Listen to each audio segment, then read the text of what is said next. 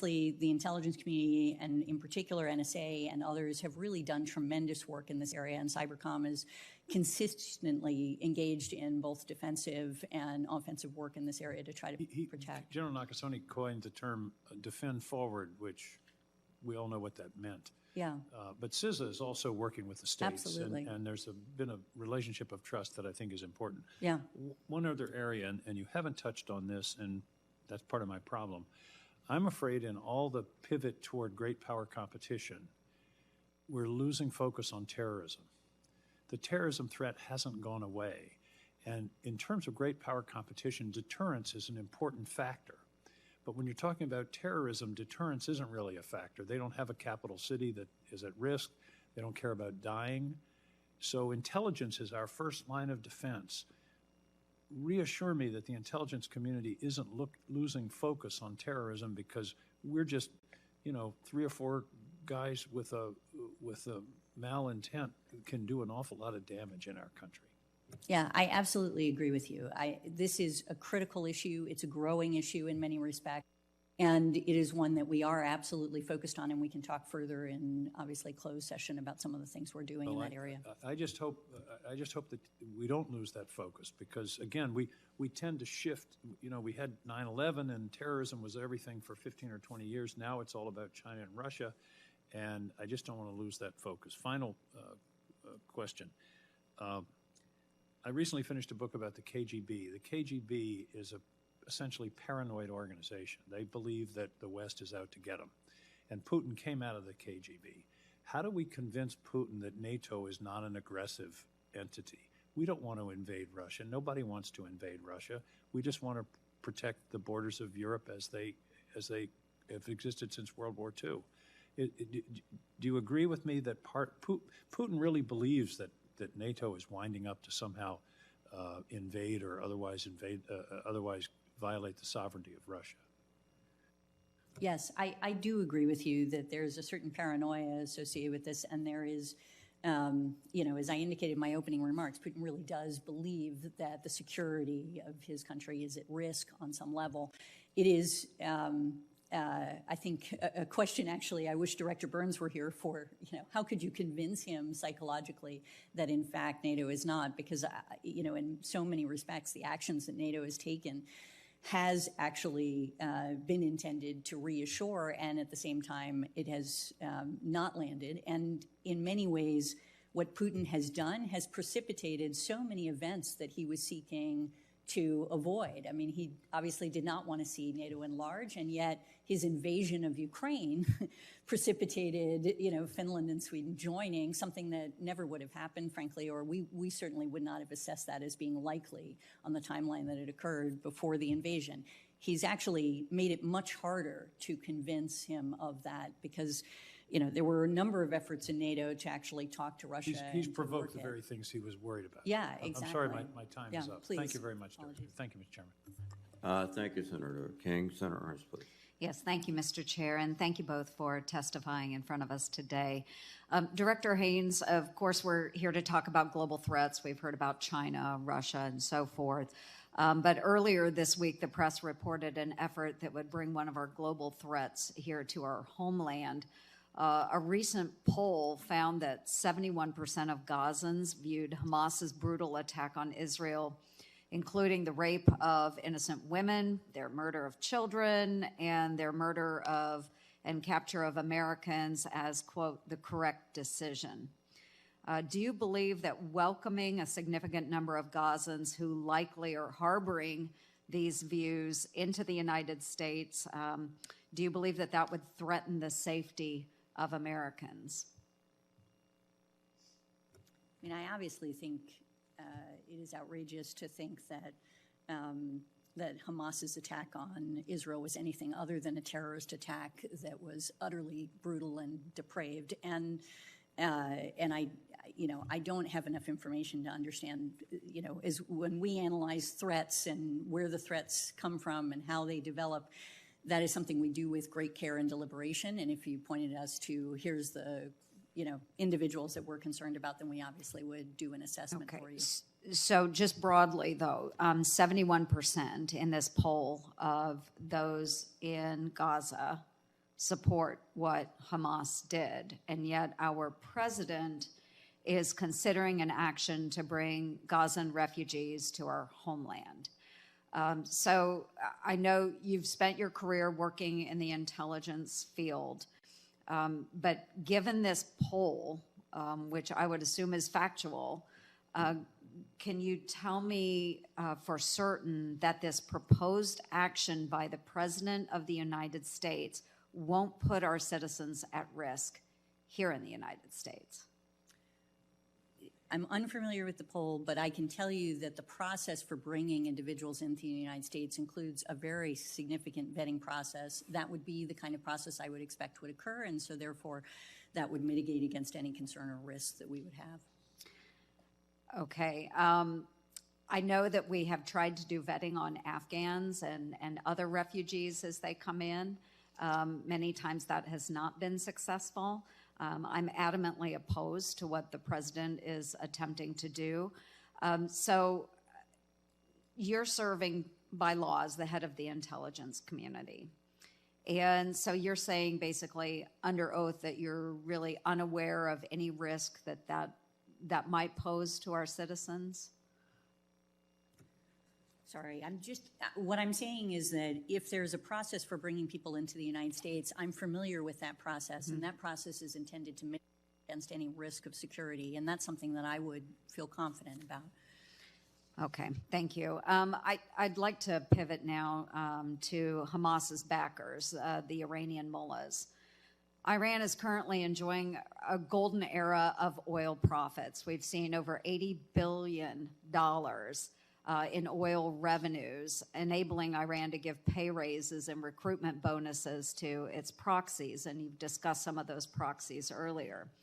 And these revenues come from sanctioned transactions, but the enforcement of the sanctions remains non-existent. Do you agree, yes or no, that the decision not to enforce sanctions has directly led to the death of U.S. citizens? I couldn't make a sweeping statement like that, I'm afraid. I think it's no question that Iran continues to benefit from oil sales and that they look for ways to get around sanctions, and that's something we've seen them engage in, and that they are also, as you say, funding and assisting various groups in the region. I think it's also the case that, frankly, the Iranian economy is in deep trouble right now and is actually suffering significantly.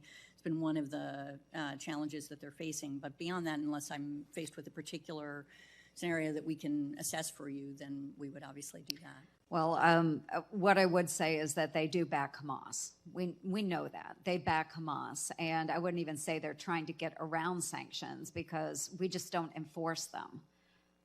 So there's open trade of Iranian oil. We, as the United States, have these sanctions. We don't enforce them. So a good deal of their profits, of course, will go to support these proxies. And Hamas has killed Americans. They killed Americans on October 7th. They have held 8 Americans. 3 we know are confirmed dead. They're still holding 5. So I would say that just in my mind, my estimation is that, yes, they are using the profits to kill Americans. They have done it already. I would like to see additional enforcement of these sanctions, not your area, but certainly it all ties together. So I look forward to visiting more about this, maybe in a closed session, but we have got to do better. And I'm just using this time to make a statement, too, that I disagree wholeheartedly with what the president is trying to do by taking people out of Gaza and bringing them to the United States. I have seen failures in the vetting process before. I certainly don't want to see those failures repeated. So I appreciate your time today. Thank you. Thank you, Senator Ernst. Senator Hirono, please. Thank you, Mr. Chairman. Director Haines, you have acknowledged Russian interference with our upcoming elections. In another area, I am wondering whether the intelligence community was able to identify Russia's use of social media to put out messages that the Maui wildfire was caused by government or that the Maui community should not trust FEMA? Was the intel community able to identify Russian use of social media in this regard? And this is an important question because I can, of course, as we experience so many more of these kinds of massive climate disasters or natural disasters, we can expect that Russia will use social media or some other ways to create instability and questions. Yeah, thank you very much for the question, ma'am. And I don't remember, so we will get you an answer to that. Yeah. I know that, for example, the Microsoft, for example, was able to discern that Russia was doing this with regard to the Maui wildfire. So I really would like you to address this for me. Now that we know that there's a huge need for people to be able to work in the intel arena, in the intel environment. And so both of you, we know that there's a huge need for that. And for General Kruse, the Pacific Intelligence and Innovation Initiative is working to create a local skilled workforce to meet DoD's demand for cyber and intel professionals in Hawaii. There's a huge need in Hawaii for people with this kind of background. How is this working, and how are you also resorting to AI and other means of making your intel collection more efficient and effective? Because there's a huge need for people with this kind of background, but we don't have those people yet. So can you respond to those two questions? Certainly. As mentioned, I've done several assignments to include 2016 to 2019 as the Director of Intelligence at U.S. Indo-PACOM and Camp Smith, and personally participated in several recruiting events with local universities and in partnership with the National Security Agency and DIA, lots of recruiting, even down into the high school level, to build some local recruiting and local workforce, and then in partnership with the intelligence community, working to develop centers of academic excellence and a recruiting pool as well. So it is absolutely critical. I do not believe we'll be able to fully man the intelligence requirements on island without doing local recruiting and being able to develop the workforce, and the local partners have just been absolutely tremendous. So to your answer there, it's critical to do. We are investing in additional STEM and cyber pay where those kind of skill sets are required, but to your point, we have skill sets that we need all across the board. On the artificial intelligence question about how do we become more efficient, I think what you'll find across the intelligence community is that we are applying AI, and in closed session we can also talk about counter AI, but how can we be the most effective and the most efficient? I'd be happy to walk you through a couple of very specific examples that the Defense Intelligence Agency is currently doing. And then right now we're looking at how do we partner with NGA, NRO, NSA, and DIA to bring almost a system of systems to be able to queue and be much more effective and much more efficient in how do we collect and how do we assess what we're collecting.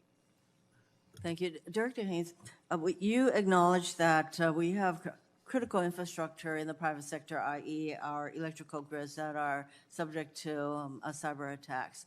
And you noted that you spent quite a lot of time in this area talking, I suppose, with the state people and the private sector who provide these kinds of grids. But you noted that good cybersecurity practices, such as something as relatively simple as updating the passwords, would be very helpful. Do you know if this is happening, and do you partner with, for example, the Public Utilities Commission in the state of Hawaii and other agencies that actually regulate what these entities do, our electrical, other power entities? But I just want to know something as simple as updating passwords. Do you know if this is happening? Yeah, so we are not working directly with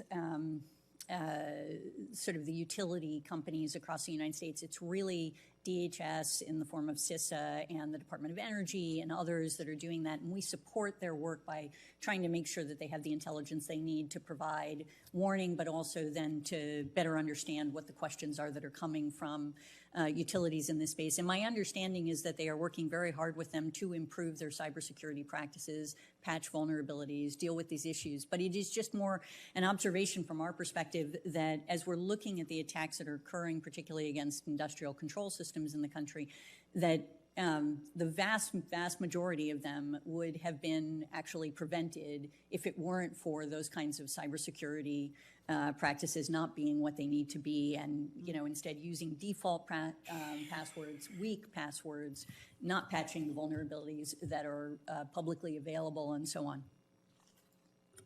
So is it Department of Homeland Security and basically the Energy Department who would be the people that I should ask? And yeah, CISA within the Department of Homeland Security, and we can give you, we can work with your staff to make sure you have, exactly who is talking to who, that sort of thing, and if that's helpful for Hawaii. Thank you. Thank you, Mr. Chairman. Thank you, Senator Hirono. I will recognize Senator Scott, but I will depart shortly for the Appropriations Committee, and Senator Kane has agreed to chair the proceeding. In my absence, I shall return. Someone once said that. Senator Scott. Thank you, Chair. Director Haines and General Kruse, thanks for being here.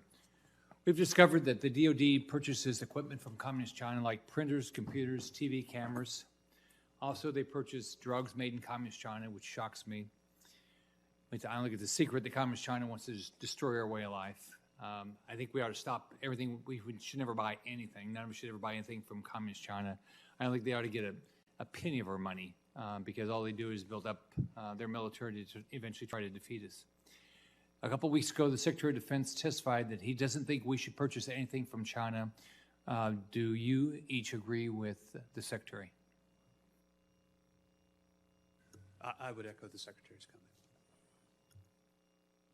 Certainly make it a practice to agree with the Secretary of Defense. So Israel was attacked on October 7th. I went back over to visit a kibbutz I was at, saw the devastation. The Secretary of Defense also testified that there was no evidence that Israel was committing genocide in Gaza or committing war crimes in Gaza. Do each of you agree with that? I certainly have no evidence that that's the case, but the fact is, in the intelligence community, we don't make that kind of determination. That's a legal determination made by others in the U.S. government. And I would echo that answer. Okay. So you have no intelligence that Israel is committing genocide or war crimes. So you don't have any evidence that they are. As I said, sir, we just don't make that determination. What we do is we identify the intelligence as we see it, and we give it to others who would make that kind of determination. Okay. So we've watched what's happened on a lot of our college campuses like Columbia, UCLA, even here in D.C. at George Washington University. Do you have any intel of outside countries or groups funding some of these violent protests that are going on around the country? Thanks, sir. We've yet to see intelligence that Hamas, which is generally how the question is framed to us, is actually influencing the Gaza-related protests occurring in the United States or directing it in any way. That doesn't mean that over time we will not gather intelligence that indicates that certainly, for example, I would expect other countries to take advantage of the opportunity and use it as part of influence operations. But we'll continue to monitor that. General Kruse. The same thing. I don't believe we've seen exactly what you're asking, but I would anticipate the environment would be an opportunity that others would take advantage of. Okay. How about Qatar? Have you seen any evidence that they're supporting these protests? No, sir. Okay. A couple weeks ago, the head of Space Command asked him a question: if 12 of our satellites were destroyed and all the debris was up there, how much of an impact would it have on the rest of our satellites that we depend on, and how would it impact our ability to defend ourselves? So have you done any intelligence briefings that you believe this is a risk, not a risk? So this is one of these things where it's so case dependent. In other words, just having debris in space is always a problem, and one that obviously, ultimately allows for the potential damage of not just national security interests, but also commercial and other interests that are effectively facilitated by space. But where the debris occurs makes a difference, and so how much of an impact it would have would matter upon where it is, what other satellites are in the region, what satellites have been destroyed, for example. All of those things are important, and we can talk further in closed session, I think, about some of the modeling that we've done that might be helpful to you. General Kruse? I would just add the other part of the calculus there is which 12 satellites in this scenario would be taken out, and there's a capability reduction that is also a decrement that we'd be very much concerned about. But purely to the debris question, I agree there's been some modeling done that we could discuss. How big a risk do you think it is on ingredients in our drugs from China for our military? Either of you? I don't know that I know enough about that topic to be able to speak on that, and I'd be more than happy to work with our analysts to see if we have an answer for you that would be useful for you. Does it surprise you guys that so many of the ingredients in our drugs are coming from China when they're at the same time trying to kill Americans through fentanyl and everything else, and that our military is still relying on a majority of our I think it's a majority of our drugs ingredients are coming from China? I don't believe that I'm surprised by how the market has developed over years and decades, and then where we find ourselves today. As the environment wants us to withdraw, there is a supply chain that we will have to modify, to implement the policies you're talking about. But certainly, you've accurately described how the market has developed and how our supply chains currently work. Okay, thank you. Thank you, Senator Scott. Good to see you both. I want to just acknowledge some amazing work that the U.S. military has done in two very challenging contexts recently. The U.S. effort to support Israel, together with other nations, during the attack from Iran was truly a superb operation, and I don't think that kind of thing happens by accident or by chance. It demonstrates an awful lot of training, an awful lot of capacity, an awful lot of cooperation. And had we not been successful in that, the level of escalation that we might have seen in the region, the damage to Israeli cities, communities, people, the likely escalation thereafter could really have been devastating at a very critical time where the last thing we need is escalation in the Middle East. And so I just, at a hearing like this, I want to acknowledge the great service of U.S. military in forming together with Israel and other nations a defense against the Iranian attack. And second, the work that the U.S., primarily the Navy, but not solely the Navy, has done in the Red Sea to repel attacks by Houthis against commercial ships, military ships. Again, in tandem with allies, but most of the work is being, the hard work, the kinetic hostile fire is being taken by U.S. military has been truly remarkable. And the remarkable thing, and I know this has got to keep you guys up every night, is when we are sitting there in the Red Sea and absorbing incoming over and over and over again, we have to have 100% success rate. It can't be 98, can't be 99%. My understanding is it's been 100% up to now. I don't want to jinx it, and we've been as close as 3,000 yards from striking a U.S. ship that we were able to take down with a Gatling gun. Some use of missiles has enabled us to take down incoming missiles or drones at further distance, but 3,000 yards is pretty close. And we've got a lot of Virginians on those ships in the Red Sea, and I know other members here have sailors from their states there too. So I want to start with that, and that it takes a lot of work to get to that. I mean, the development of the Aegis system, I mean, goes back decades, and good intel, and using the intel well, both to defend but also to strike positions in Yemen that could do damage. I mean, I just want to express appreciation. I do want to focus on the Red Sea, and so let me begin with Director Haines. What does the IC assess about the Houthis' continuing threat on commercial shipping, and how long is that threat likely to remain active? Yeah, so our assessment is essentially that it is going to remain active for some time. It is in part because Abdulmalik, the leader of the Houthis, continues, we think, to see domestic political advantage for some of the actions that he's taking, that he is interested in kind of burnishing his regional reputation, and he has seen this to be adding to that in many respects. And that they continue to indigenously produce a fair amount of UAVs, other weapon systems, and so on, and of course are also getting assistance from the Iranians in this respect, and that neither of those things are likely to change in the near future. Now, that doesn't mean that the strikes that the Department of Defense and the coalition with our allies have taken haven't had impact. They have, but it's been insufficient to really stop the Houthis from going down this road. And so that is sort of our... What's your assessment about if there were to be a ceasefire in Gaza, what's the likelihood that the pace of attacks would significantly reduce?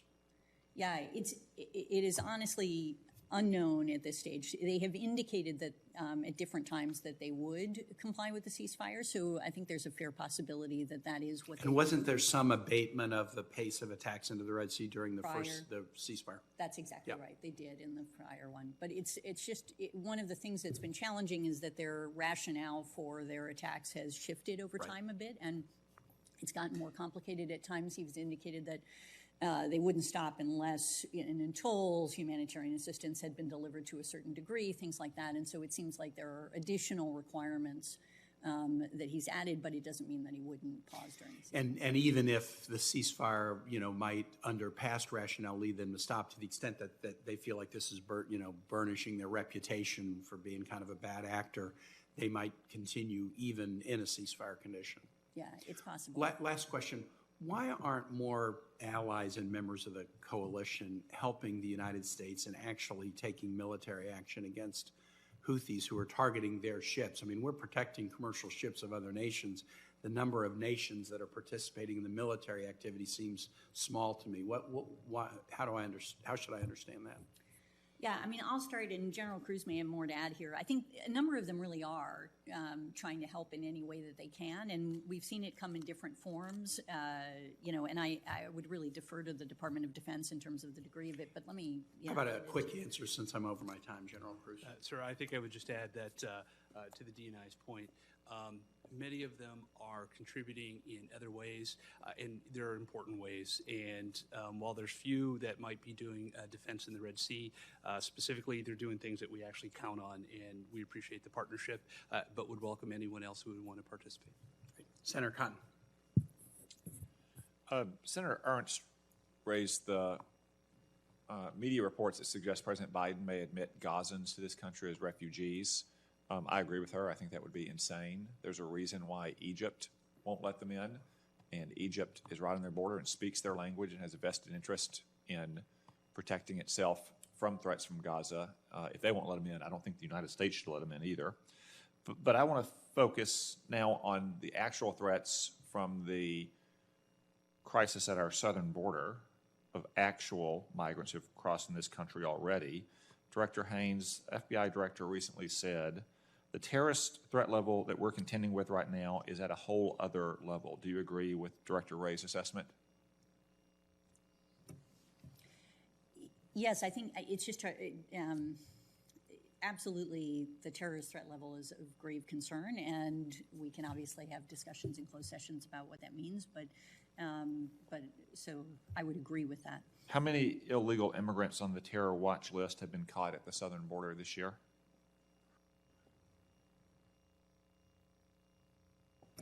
I believe, I don't remember the number exactly, and we can get you that. Many of them, as I recall it, are ones that came out of Colombia. We should give you I think further the answer is details on 75. Do you think we pitched a perfect game at the border and caught every single migrant on the terror watch list trying to cross into our country? No, but being on the terrorist watch list, meaning that if there is known or suspected terrorists or there's information that they may have had contact with, doesn't actually mean that they are all. Okay, how many terrorists have tried to cross the southern border during the Biden administration's tenure? Sir, I don't know that I can give you a precise number. I think the answer is on that. 357. Again, do you think we pitched a perfect game for the last 3.5 years and got 357 out of 357? No, I don't think so. How many terrorists tried to cross the southern border during the 4 years of the Trump administration? I don't know, sir. I think the answer is 11. The Biden administration has also granted entry to more than 7,300 illegal aliens who are known as special interest aliens, which means they come from notorious terrorist breeding grounds like Uzbekistan, Syria, and Iran, and pose a potential national security risk. That number was based on data collected before Hamas's October 7th atrocity against Israel. Since then, do you think that there may be an even greater surge of Islamic extremists trying to cross our open southern border? Can you repeat the question, sir? The Biden administration had granted entry to more than 7,300 illegal aliens in the special interest alien category from places like Uzbekistan, Syria, and Iran, and that number came before the October 7th atrocity in Israel. Since then, do you think there might have been an even greater surge in Islamic extremists trying to cross our open southern border? We haven't seen Hamas directing essentially folks or others in the region to come into the United States to engage in attacks from the Gaza conflict. That doesn't mean that obviously this isn't something that could develop over time, but we're not seeing that related to the Gaza conflict, if that's Last year, Customs and Border Patrol officials in San Diego issued an internal intelligence notice titled "Foreign Fighters of the Israel-Hamas conflict may potentially be encountered at the southwest border." So CBP certainly expects Islamic radicals will try to exploit the border. Do you think that report is excitable and exaggerated? No, I think it's absolutely, appropriate to be vigilant on these issues. And as we've talked about in the context of the Gaza conflict, we've seen that galvanize, in a sense, different terrorists around the world in different ways. And so I think we're just trying to be as careful as we can. We just haven't seen. Okay. I would turn to China briefly here. Last week, Secretary Blinken, on his ballyhooed trip to China, said that China is, quote, overwhelmingly the #1 supplier for Russia's war against Ukraine. Do you agree with Secretary Blinken's assessment? There is no question that the dual-use material that's coming from China is having an enormous impact. Is China overwhelmingly the #1 supplier? I mean, they are overwhelmingly the #1 supplier to the defense industry in Russia right now. He also said that those supplies are having, quote, a material effect, end quote, on the war in Ukraine. Do you agree with Secretary Blinken's assessment there? I do. I indicated in my opening remarks that we see their supply is actually one of the key factors that essentially adjusted the momentum on the battlefield in Ukraine. Okay. On March 18th, 2022, 3 weeks after the war started, President Biden had a call with Xi Jinping where he said, quote, do not provide, quote, material support, end quote, to Russia. Otherwise, you and China could find yourself in, quote, significant jeopardy, end quote. That appeared to have gotten Xi Jinping's attention in 2022 if you look at trade data. But over the last year, China has now become what you and Secretary Blinken call Russia's overwhelmingly #1 supplier. One of your predecessors as Deputy National Security Advisor says that Joe Biden is now not enforcing the red line he drew in March 18th. Do you agree that President Biden is now refusing to enforce that red line he drew with Xi Jinping in March 2022 about providing material support to China? I don't. Here's the challenge that I think we've encountered, which is basically there was a lot of focus on China not providing lethal support, and what they have done is try to avoid what is characterized as lethal support. In other words, a fully constructed gun or weapon system, et cetera, to Ukraine, and that has been something that they've maintained. But what has happened in the meantime is they provided effectively dual-use materials such as nitrocellulose, a whole series of critically important long sort of holes in the tent for the Russia reconstitution of their defense industry. And that's been the space that policymakers I know have been working, including with Congress, to try to prevent from going to Russia, and there's been mixed success in pushing back against that. My time is up. I would dispute the characterization that China is only providing dual-use material, but I don't think there can be any question that President Biden drew a red line in March of 2022, and he has not been enforcing it against China since. Thank you, Senator Cotton. Senator Gillibrand, please. Director Haines, earlier this week, the administration published an updated National Security Memorandum on Critical Infrastructure Security and Resilience. How is the IC ensuring effective intelligence sharing and information exchange regarding threats to critical infrastructure including threats to food and agriculture sector? Thank you, Senator. I know this has been an area that you have focused on for quite some time, and we're basically through our our cybersecurity threat integration intelligence center, we have been expanding our support, in effect, anticipating the NSM, but also more generally for critical infrastructure, working with CISA, working with the cyber director, obviously, out of the executive branch and across the interagency. And I think it's continues to be an effort in moving across different sectors that are at risk in this area.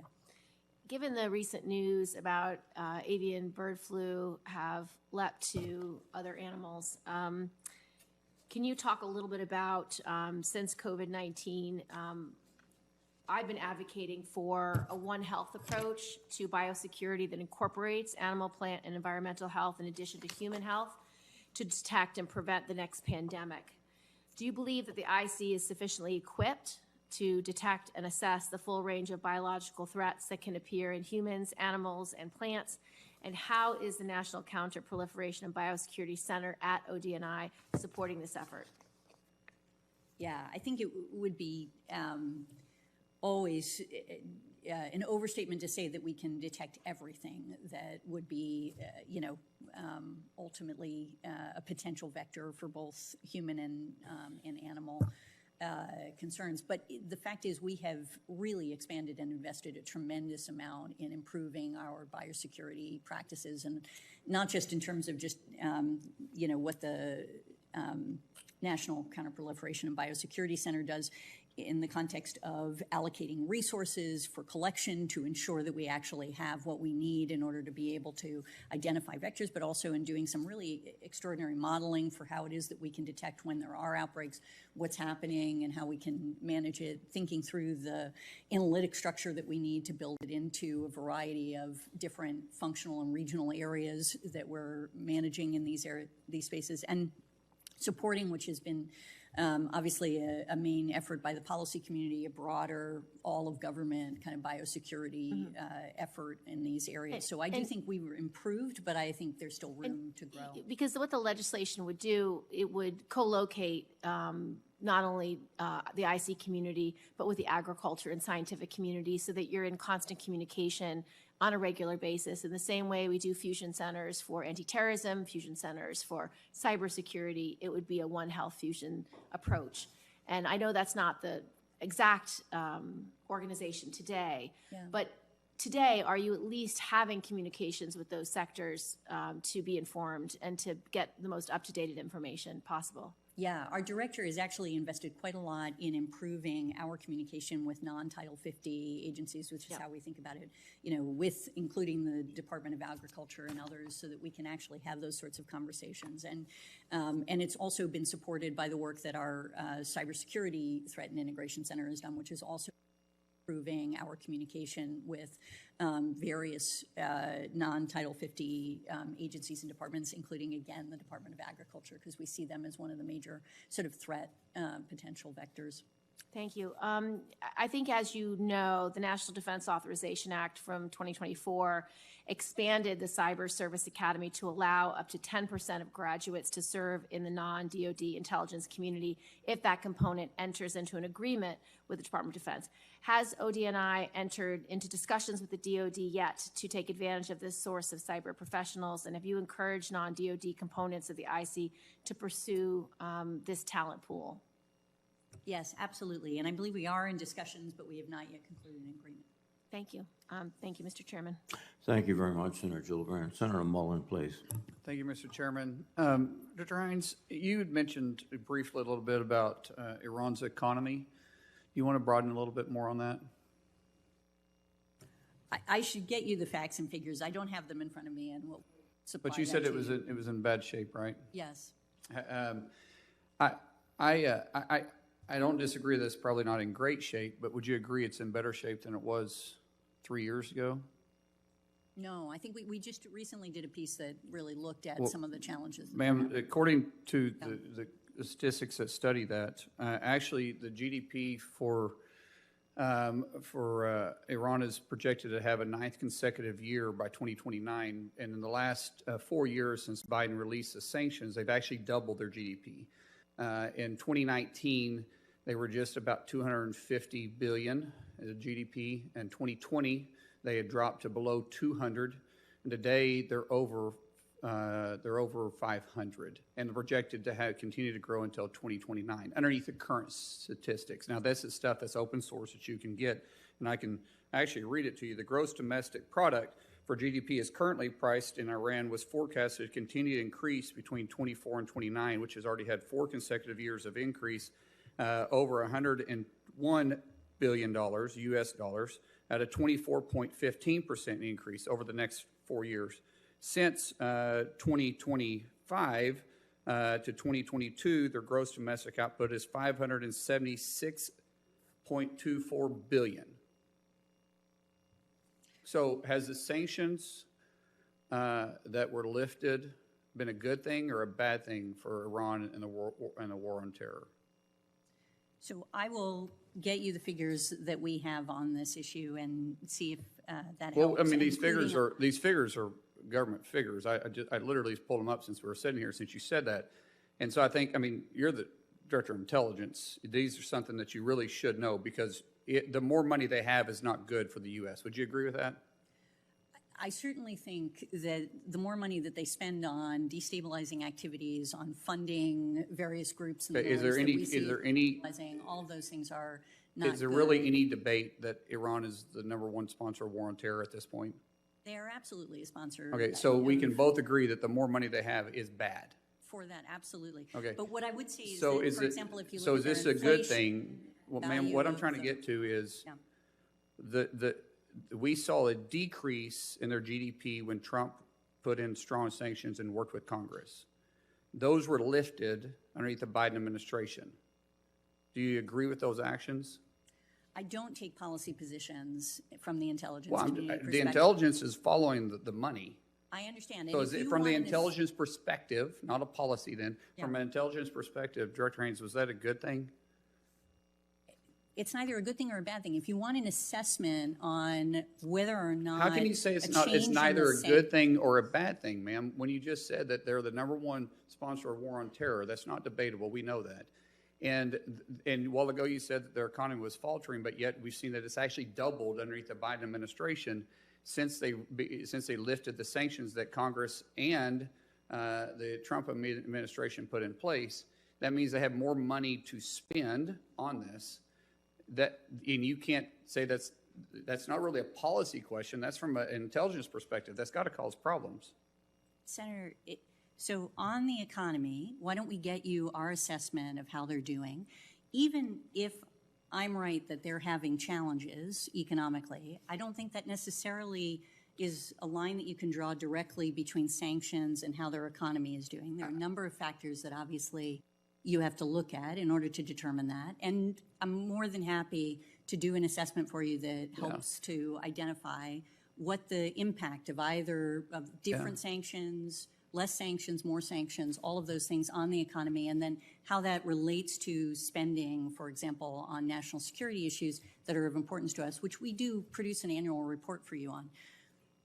Well, I would appreciate that. And I don't think that, we'd say that their economy's in great shape.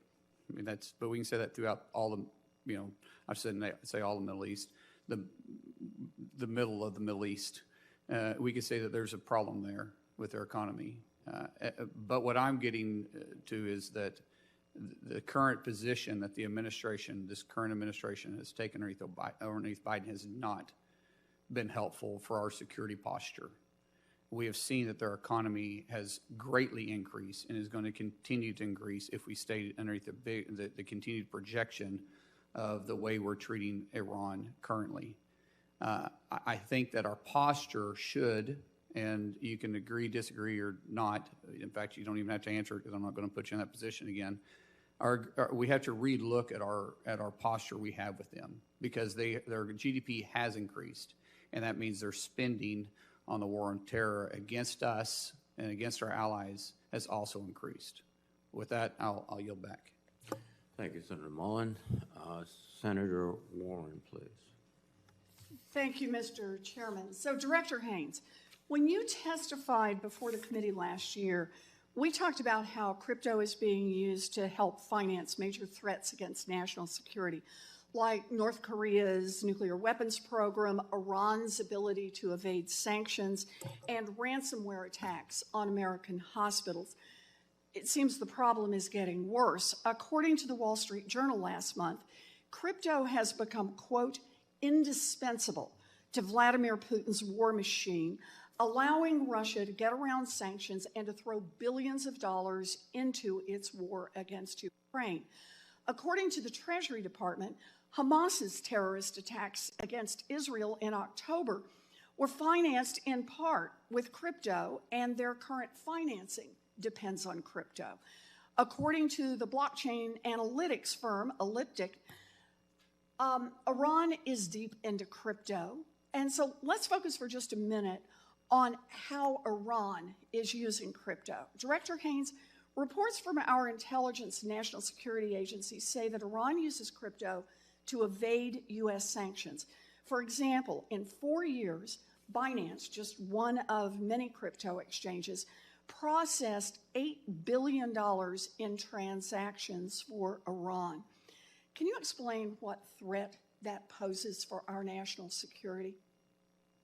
Yeah, I think there's no question that cryptocurrency is a significant issue for our national security. And as you say, we talked about DPRK last time, and today we continue to produce statistics that indicate that I think it's now over 50% of their foreign currency revenues are coming through crypto, that there is really just significant exploitation of this as a way to get around sanctions, to ultimately engage in illegal transactions, to support a system, and certainly the ransomware attacks and other things like that demonstrated it. And with respect to Iran, we see this. So there's no question that Iran permits the use of cryptocurrencies, right, and smart contracts to pay for imported goods because it lacks access to the U.S. dollar, and that's a consequence of the sanctions regimes that are in place. What is also true, though, and I think is just to frame it, doesn't mean that this isn't a problem, but its use is relatively limited as compared to other transaction pieces. So it's not been as much of a major factor in our judgment as it might otherwise seem. So in other words, we've got in early August 2022, the country made its first official cryptocurrency payment for imports, which were worth $10 million out of a total of $102 billion for imports. So it's sort of a similar challenge in the context of Russia as well, where we see them using cryptocurrency, and I think it is almost certainly going to expand in different ways. But there are some kind of structural limitations on their capacity. So let's look into that. Let's look at the structural limitations here, because I think what you're telling me is Iran is definitely using crypto to move money around. Yes. And to do that to evade sanctions and to fund Hamas. And your assessment is consistent with the assessment of the Treasury Department on this. But that's not all that Iran is doing with crypto. Iran is also making money by processing crypto transactions for other people. So as you know, crypto relies on middlemen. In the crypto world, they're called miners or validators, and they process or verify transactions. The Iranian government officially entered the crypto industry in 2019 because it could make money doing it.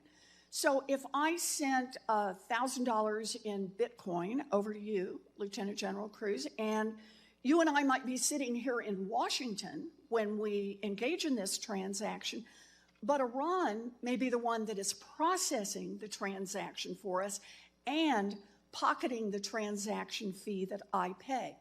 And neither one of us would ever even know that we were enriching Iran through this transaction. According to one estimate in 2021, Iran processed as much as 7% of the world's Bitcoin transactions, enough to earn them about $1 billion. So, Lieutenant General Kruse, the bigger the crypto market gets, the more opportunities Iran has to profit by processing other people's crypto transactions. Let me ask you, how important is it that we cut off this revenue source for Iran? Well, if I could, what I would say is this is not dissimilar to the previous conversation about the source of revenue, whatever Iran's source of revenue, crypto or other transactions, oil sales, and then how Iran uses it. So it does come, the more finances they have available to them, this or other sources, certainly allows Iran to make decisions on how it's going to spend. All right. So look, we have the tools to cut off countries like Iran from the banking transactions, but those tools weren't designed for cryptocurrencies. So crypto money keeps flowing here. And that's why I'm concerned about any effort to regularize stable coins without giving regulators the full set of tools they need to crack down on terrorist financing. Anything Congress does to legitimize and grow the crypto market must have strong protections so we don't increase money-making opportunities for Iran and other adversaries. Thank you, Mr. Chairman. Thank you, Senator Warren. Senator Rosen, you're recognized. Thank you, Mr. Chairman, and I'd like to thank Director Haines and General Kruse for testifying today and for your service. And so I guess the theme this morning is Iran, and of course I'm going to expand on a little bit, but Iran and the Russia defense cooperation, because Iran has used the war in Ukraine to bolster its own military partnership with Russia by providing Putin's regime hundreds of drones that have killed Ukrainian civilians. In return, Russia's providing Iran with missiles, cyber tools, air defense systems, and Iran's also seeking to acquire modern Russian fighter jets, helicopters, and radars.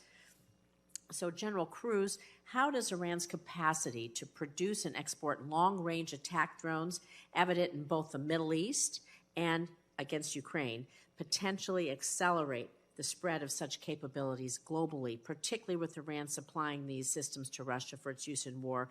And I'll just add, if you want to talk about both of these, how does this acquisition also enable Iran to take an even more aggressive posture right now in the Middle East? I think Iran has spent considerable time and effort to be able to produce the kinds of UAVs and other equipment that others would find value, and they continue to improve the capabilities of what they've been selling over time. You mentioned several hundred. I would say it's probably even 1,000 or more of UAVs that Iran has provided directly to the Russians that they are using on the battle space. And also providing design so Russia can do their own manufacturing of that. So this has been a somewhat new business line. It's just a continuation of Iran's previous business line, but it does provide two things. One is a revenue source to Iran. It provides also some capabilities to the proxy organizations and other adversaries, and increases their capability and their capacities over time. Thank you. I'm going to move on a little bit into what powers a lot of these systems, particularly as we think about Bitcoin, cyber, all these threats, artificial intelligence. And so we have a little bit to worry about in artificial intelligence competition. So Director Haines, as we continue to explore really the potential of artificial intelligence, and we have to really discuss these ethical boundaries, right? Because there's growing concern that our strategic competitors like China, Russia, and others may not adhere to the same ethical standards, especially regarding the weaponization of technology, potentially leading to abuse, which can threaten our global security, our national security. So could you discuss the implications of this difference in ethical standards for AI development and deployment, particularly in terms of threats to our security, and how do we work with our allies to put in these ethical standards? Because we know artificial intelligence, it's garbage in, garbage out. Whatever you put in is what comes out, and that's why this is particularly important. Yeah, absolutely. I mean, I think I agree with how you characterize the challenge, and I think it is one of the there's sort of the first order issue, which is an ethical issue, but maybe even a step beyond what you're describing, which is to say that an educational issue, because computers learn. Exactly. Right. Yeah. And it's also, I mean, so one is clearly, in many respects, generative AI in particular, but AI generally can exacerbate existing threat streams as we've seen them and make our adversaries far more effective and also sort of lower the cost of entry into these kinds of threat streams. So in other words, for information operations, for cybersecurity, for biosecurity, other issues like that, obviously these are technologies that allow you to be more effective and to do so more cheaply in many respects in a number of scenarios. So there's that piece of it. A second piece of it, I would say, is that there are, as you say, different standards that we apply. So, for example, our commercial companies will only train their models on what is appropriate from an intellectual property perspective, whereas you may see other countries not paying attention to those kinds of standards and getting into other material, and that can, create a different series of challenges in these spaces. And how you sort of develop against that, you obviously need to ensure that you're paying attention to that through regulatory, through standards, through other things that can be useful to try to achieve that. In addition, to your point, we obviously care very much about the governance of AI, how we're applying sort of privacy and civil liberty issues to the work that we're doing. And, I think on the one hand, that may mean that we move sometimes slightly more slowly, or we're thinking through how it is that we're ensuring what we're producing is consistent with our values and our ethics in these spaces. But at the same time, I actually think that can increase the efficacy in many respects of the work that we're doing, because ultimately what you really want to do is train AI on the best possible data, quality data, things that do not have inherent biases in them, things along those lines that will actually get you to answers that are more effective in answering the questions that you're ultimately trying to do. So we are spending quite a bit of time both on thinking about how we use it in a positive way and for our own mission, but also how to counter what it is that we're seeing, obviously, from allies in these spaces. Maybe I'll leave it at that. Thank you. I have some questions on anti-Semitism. I'll submit them for the record. Thank you, Mr. Chairman. Thank you very much, Senator Rosen. Senator Schmidt, please. Thank you, Mr. Chairman. Director Haines, I have a couple of questions. So recently you stood up the Foreign Malign Influence Center. And you were quoted as stating that it would allow the FMIC to track disinformation campaigns from a foreign country, but also, quote, the public opinion within the United States. What does that mean? I don't know. That Well, last actually, piece okay. is, Well, sorry. what are you tracking the public opinion of the United States? No. Okay. How is FMIC different than CISA? I thought CISA was created to do this. Okay. So FMIC is actually, we established it pursuant to a statute Right. that asked us to establish it.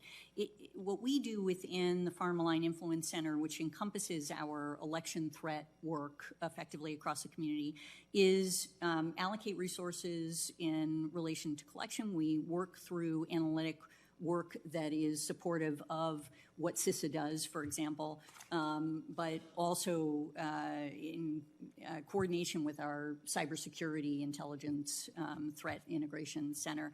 And we ultimately coordinate the work that the community is doing in order to counter foreign malign influence.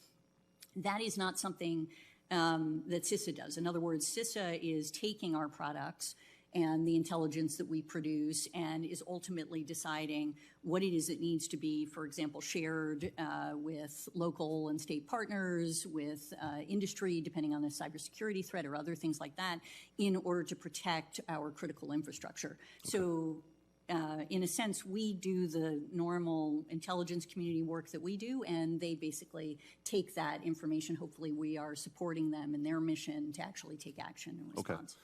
In your 2024 Unclassified Annual Threat Assessment, make several mentions of the threats of misinformation and disinformation.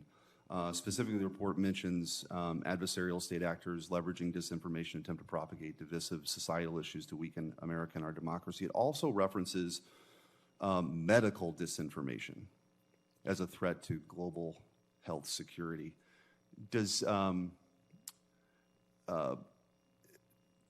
how do you? What steps are you doing here? Because as you know, a court has found that there's been great coordination between the intelligence community and government agencies to censor speech in the Missouri versus Biden, the Fifth Circuit, to censor speech. And so the determination was made that opinions about efficacy of masks or transmissibility of COVID after the vaccine was taken down at the behest of government actors. So my big concern is, are you using this to quell dissenting points of view? Because I don't know what medical disinformation means, and why, if you're involved with censoring or limiting speech of Americans who may have different points of view, let's say if masks work or not. So is that what you're talking about with medical misinformation? So just a few things. I think I obviously don't play a lawyer in this position, but I would not accept your characterization of what the court has found. And well, I would actually was the lawyer that I was the attorney general that filed the lawsuit, so I'm pretty familiar with that case. Okay, understood. I am just saying that from my perspective, the intelligence community does not and has not engaged in any sort of censorship of. Well, okay.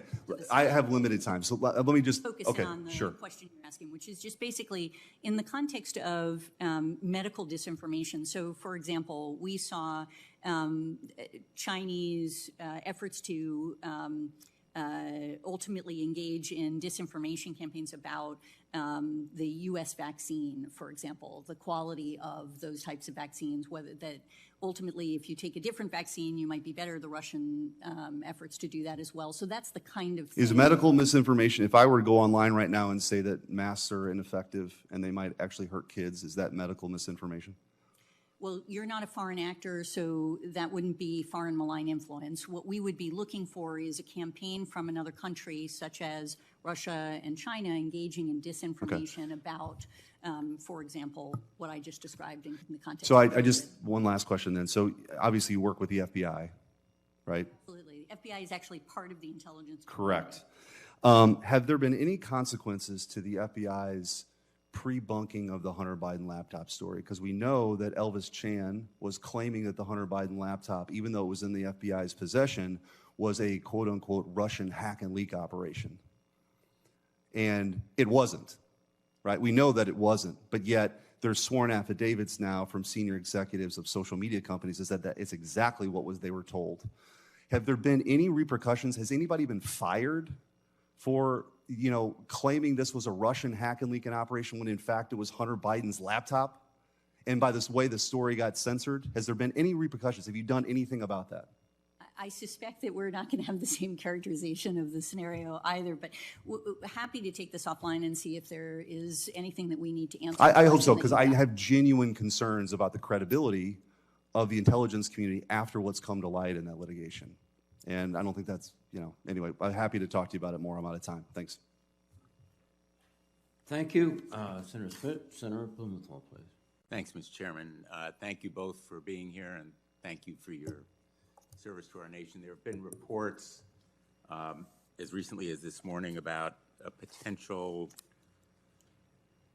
progress in discussions with Saudi Arabia about a pact that in effect could lead to normalizing relations with Israel.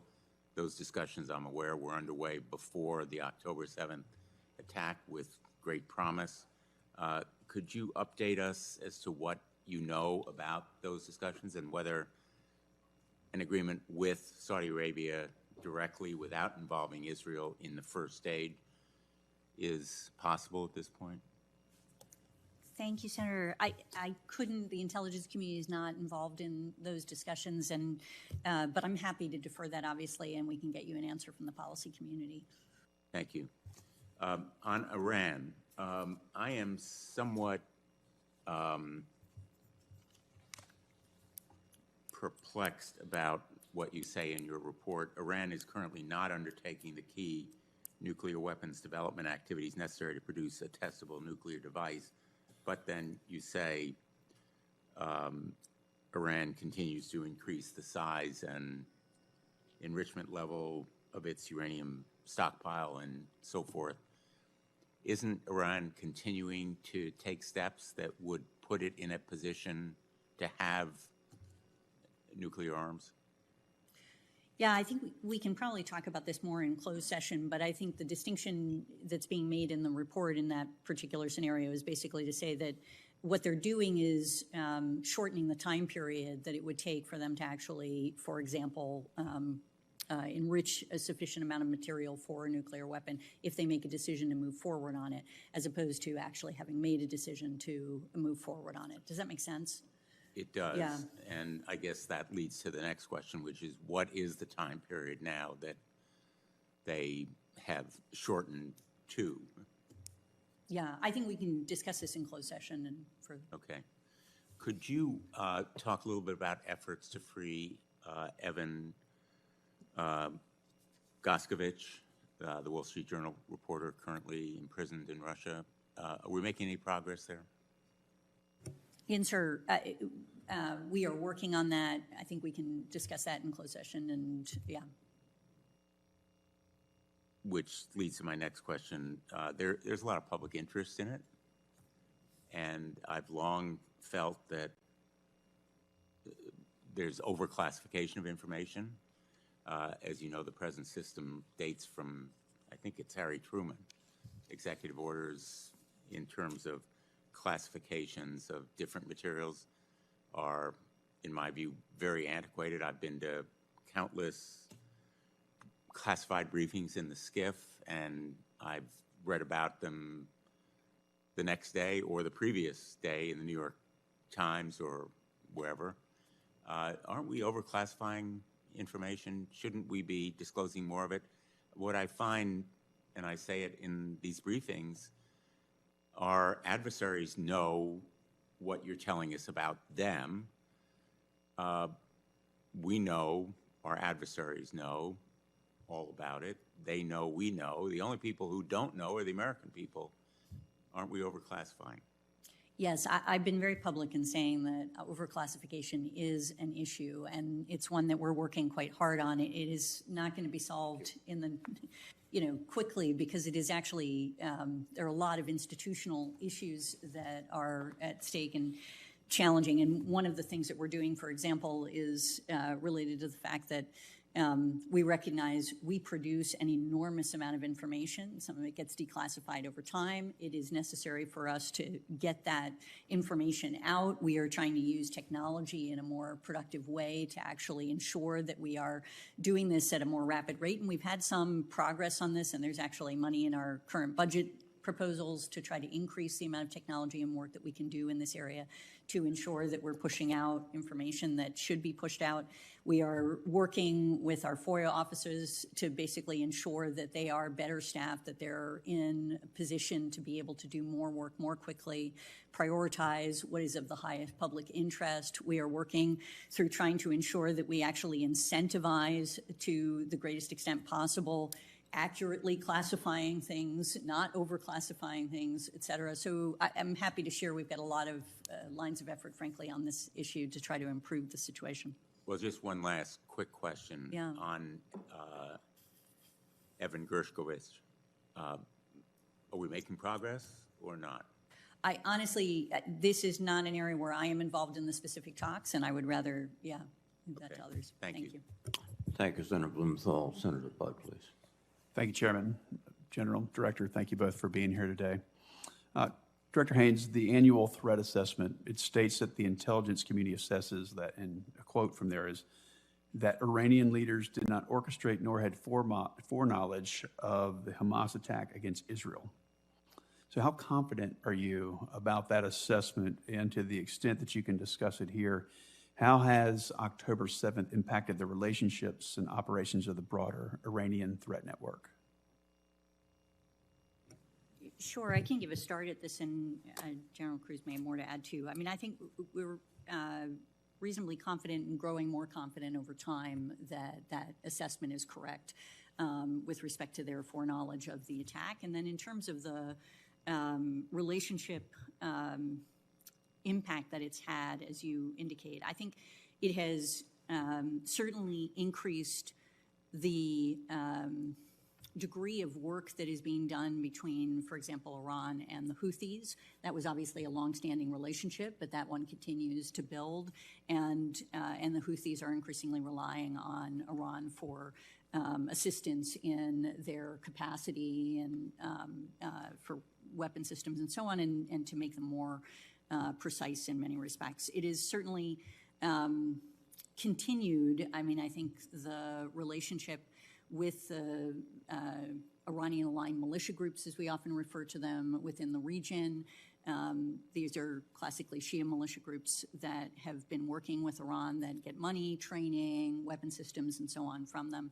And we continue to see that relationship. I don't know that it's had an enormous impact on the relationship since October 7th, but it has been one that's been quite active, obviously, during this period, and they've been assisting in the sort of strategy that Iran has taken with respect to the conflict in the region during this period.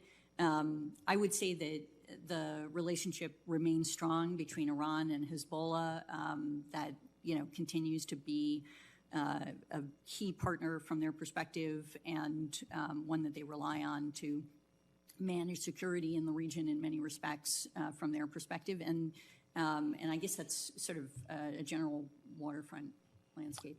If we could, I'm going to ask another part to that question, Director. Since October 7th, Iran has encouraged and enabled its proxies to conduct strikes against Israel and then also U.S. interests. In fact, we saw more than 100 attacks against U.S. forces in the Middle East, including the killing of 3 American soldiers. Those attacks have dissipated, but they seem to have started again. Director, what is the IC's assessment of whether the Iran threat network will renew attacks against U.S. forces, or has some level of deterrence been established? And Director, we'll start with you in general, if you would add in. Okay. Yeah, currently they continue to sort of be in this pause. The question of how long it will last is, unknown to us, but here are some of the factors that I think are relevant to it. One is the Iranians have really been focused on pressuring the Iranian threat network, as you call it, the Iranian-aligned militia groups, on Israel, as you pointed out. That is sort of their primary instruction in many respects. And what has really, in part, been driving the Iranian militia groups in this scenario, particularly the Iraqi groups, has been also to drive U.S. forces out of the region and coalition forces out of the region, but particularly U.S. forces. And so how the talks with the High Military Commission go, how the conversation goes in Iraq, and how much Soudani is able to manage that, I think President Soudani will make a difference to essentially the calculus of those groups and whether or not they initiate continued attacks is sort of where we are on this, but we'll continue to watch that. And we do think, obviously, that the pause reflects a certain amount of deterrence that's been established during this period. But again, these factors can adjust that, and it's possible for it to start at any time as a consequence of that discussion. But please. I would probably just echo the point I would have made would have been the Iraqi connection and what the drivers are in the calculus of the Iranian threat network and the Iranian-aligned militia groups. And then the deterrence, I think, that we have seen temporarily, it is a fleeting piece and needs to be refreshed and renewed or rediscussed, and it's the variables that the Director laid out that I think will drive that. Thank you. Bottom line, in the interest of time, could you describe the threats from Hamas and Hezbollah to the homeland and how they've evolved since October 7th, Director? Yeah, I mean, in many respects, the greatest threat that they pose to the homeland is the degree to which they inspire folks within the homeland to conduct attacks. And also for other groups, as I mentioned in my opening remarks, Al-Qaeda and ISIS have basically directed, in a sense, renewed instructions to continue to go against U.S. interests. And so that is more of the impact that they're having with respect to the homeland at this point. But over time, that will develop, and I don't want to suggest in any way that the counterterrorism concerns that we have are significant at this point. Thank you. Thank you, Senator Budd. Senator Peters, please. Thank you, Mr. Chairman. Director Haines, as you know all too well, rapid technological improvements like artificial intelligence and advanced photo editing is allowing malicious actors to spread very sophisticated deep fakes of photos, videos, auto recordings, and I think one of a notable example of that was a video that was circulated in early 22 depicting Ukrainian President Zelensky appearing to surrender Russian troops in that deep fake.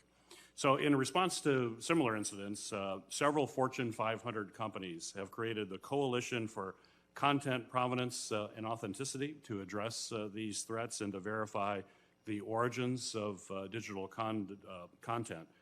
And in support of their efforts, I was pleased to include a pilot program in the fiscal year 24 NDAA for the DoD to assess the feasibility of establishing content standard technologies on DoD-produced and owned media content, which can be used by malicious forces. So my question for you, Director Haines, is with thousands of government websites containing digital content easily altered by our adversaries, how concerned are you about the proliferation of deepfakes and the resulting impacts on our national security? Thank you, sir. I'm very concerned about the proliferation of deepfakes and the capacity to use generative AI and other technologies basically to improve information operations. And I think, that's true just across the board. As you indicated, there was the example that we saw in the context of Ukraine. There was also a deepfake audio recording that we saw in the Slovakian parliamentary elections that had impact. There are a variety of examples now of these types of things being produced, and whether they're produced from information that is available through a government website or otherwise, frankly, they're a challenge. Right.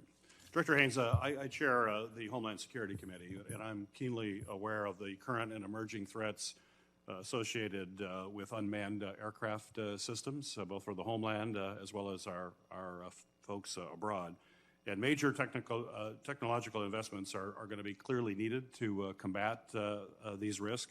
But just as importantly, we need to actually synchronize all of our fragmented interagency efforts. So my question for you is, how's the intelligence community coordinating and sharing intelligence with your interagency partners to mitigate these UAS threats? And in that response, if you could tell us any roadblocks that you are facing in those coordination efforts to get everybody on the same page. Thank you, sir. No, so obviously you know that the Department of Defense has a counter-UAS strategy. We have nested essentially against that our own, we do these sort of unified intelligence collection strategies, and it is intended to support that strategy, and that is sort of how we organize ourselves to ensure that we are in fact supporting the work that's getting done at DoD, but also in other parts of the U.S. government on these issues. And we really haven't encountered so much challenges in the context of interagency cooperation or sharing in this space, but more in the sense of just actually going after the problem, ensuring that we're actually getting the information that we need for supporting them, and also including talking to private sector and others who may have knowledge about some of the technologies that are being used, mapping out supply chains so that we can disrupt issues, things along those lines. Good, very good. General Kruse, Russian disinformation efforts, including attempts to influence EU elections and spread harmful propaganda, are being used to achieve military objectives in the war in Ukraine. My question for you, sir, is what specific lessons has DIA gained from Russia's ongoing information operations? So there's probably a couple, and I think I would even add to your question to say, what have some of our other adversaries learned from Russian misinformation campaigns? I worry probably less about our ability to how do we detect some of these pieces, which in partnership with the rest of the community, I think we're able to identify a lot of that data. The issue is how do you counter it? What is the pathway by which you can authoritatively say something is fake and then provide it to the people in an authoritative way? The piece that I do worry about is what are the Chinese learning, what are the Iranians learning, what does the impact of disinformation mean on all future battle spaces or in the lead up to future conflicts, which drives the need to really get our arms around how do we effectively and efficiently detect deep fakes and other pieces and have a dissemination system in the same way that we do with traditional intelligence. Right. Thank you. Thank you, Mr. Chairman. Thank you very much, Senator Peters. Director General, thank you for your excellent testimony. We will now adjourn the open session and we will reconvene. Let's shoot for 12 noon in SVC 217. With that, I will adjourn the open session. Thank you.